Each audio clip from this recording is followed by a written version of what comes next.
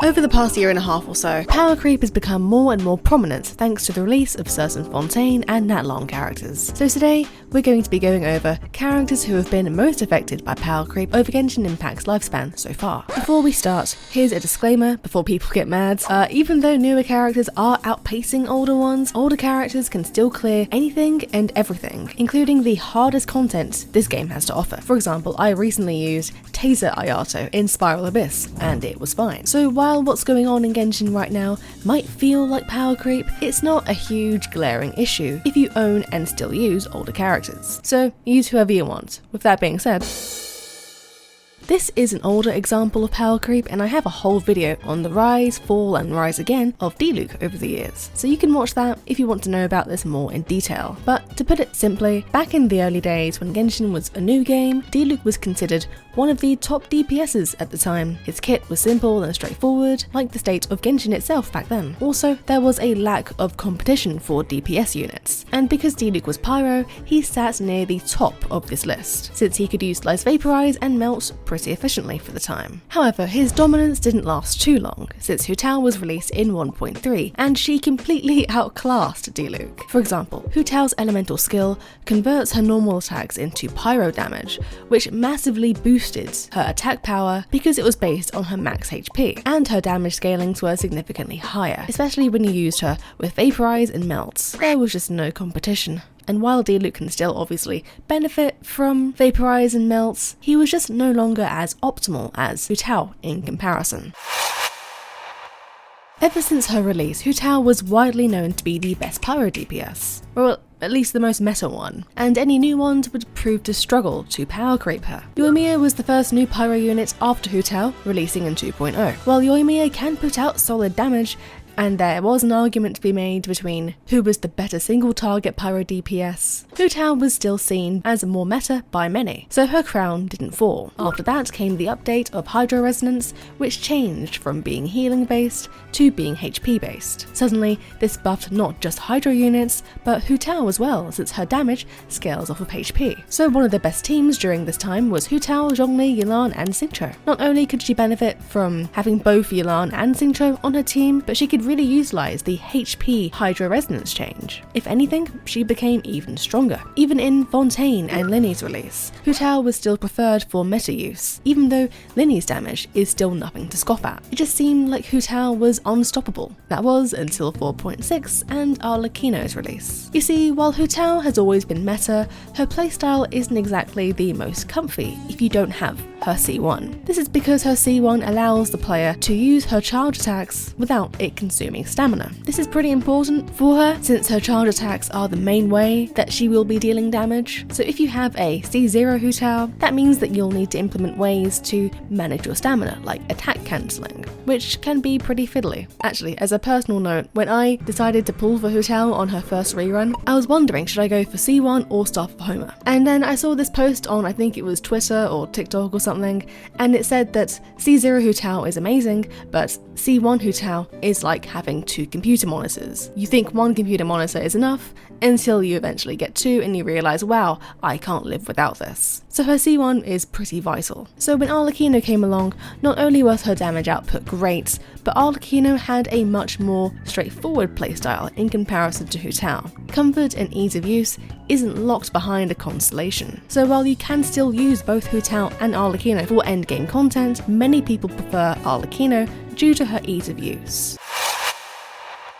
When the game was still in its early stages, at least in comparison to now, Noelle and or Ninggaung, depending on who you liked more, were seen as the go-to Geo DPS options if you were going to invest into a Geo unit. Again, as a personal note, it's why I mained Ninggaung for a bit when I was a newer player, because I heard she was a pretty good DPS. Both of their C6s are pretty great, and since they're 4 stars, it's much easier and realistic to get their C6s rather than a limited 5 stars one. So in the early days, if you wanted to try and be a Geo main, you'd use one of these two, and in a team like a double Geo and double Pyro team, for example. However, in version 2.3, Ito was released, and he blew everyone away with how decent his Geo damage was, which quickly made him the best Geo DPS option. It was also thanks to him that the rise of mono Geo teams became a thing, especially because Goro is always released with him, and of course because Ito was a 5-star and Noelle and Ninggaung were 4 stars, it's not surprising that he outclassed them in damage and ease of use. Furthermore,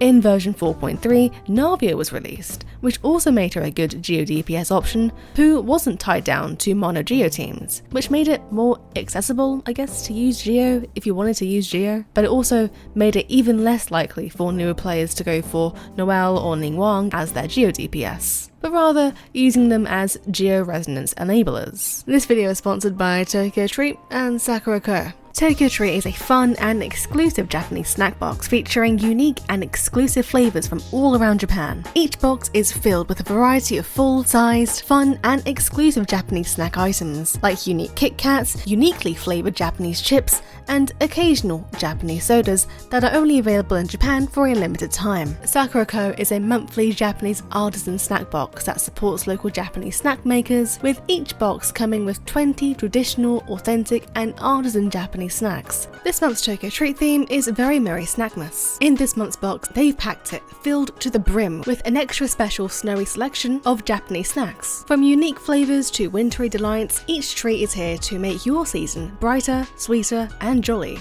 Japan style. I enjoyed the snowy chocolate crepe Kit Kats and the warming Tom Yum pretzel sticks. Those had a kick and it was really nice. This month's Sakura Co theme is Holidays in Hokkaido. Winter in Hokkaido encourages you to celebrate life's simple joys. So with this box you can step into a world of culinary delights and allow Hokkaido to warm your heart among the winter chill. I enjoyed the subtle tastes of the Hokkaido milk manju and the Hokkaido strawberry chocolate cookie. So click the link in the description or the pinned comment to get $5 off your first box if you use my code. And once again, thank you Tokyo Treat and Sakura Co for sponsoring this video. In terms of DPSs for Hydro, Nuvula outclassed everyone. Child and Ayato are still good Hydro DPSs, but Nuvula not only offers power, but ease of use. Like, extreme ease of use. He's super easy to use. Ayato is also easy to use, but, you know, him and Nuvula, no contest. Nuvula is also a full unit at C0, meaning that his constellations are not necessary at all. Even at C0, he is the best DPS in the whole game, even in these 5.x updates. He's also self-sustainable, seeing as he can heal himself in battle by absorbing his source water droplets, and his overall gameplay has minimal downtime. Some Hydro DPSs have high cooldowns, but Nuvula doesn't have this issue either, meaning that he can continuously put out damage without exhaustive team rotations. In short, Hoiverse cooked, sautéed, and served Nuvulette on a golden platter in a Gordon Ramsay Michelin-star restaurant, and his crown hasn't dropped yet.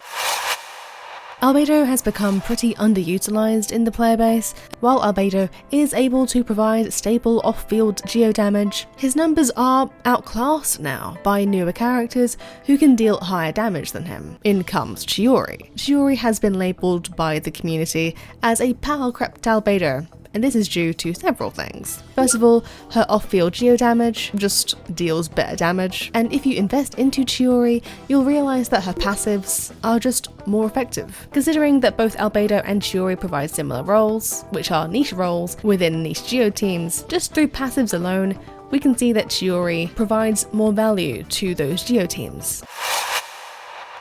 Last of all, this is a different kind of power creep.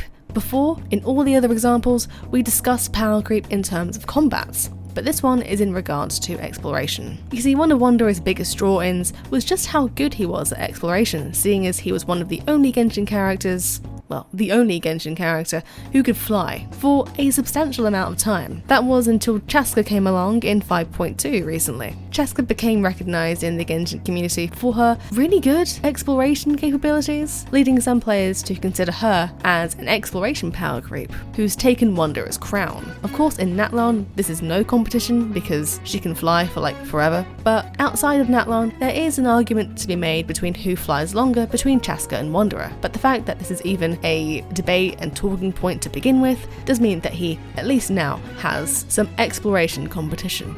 And yeah, that's it. If I missed anyone, let me know who I missed down below. If I've missed a lot of characters out, maybe I can make a part 2. Let's see. And yeah, thanks for watching. Follow my socials, subscribe, and if you made it this far, comment this bird emoji. Peace.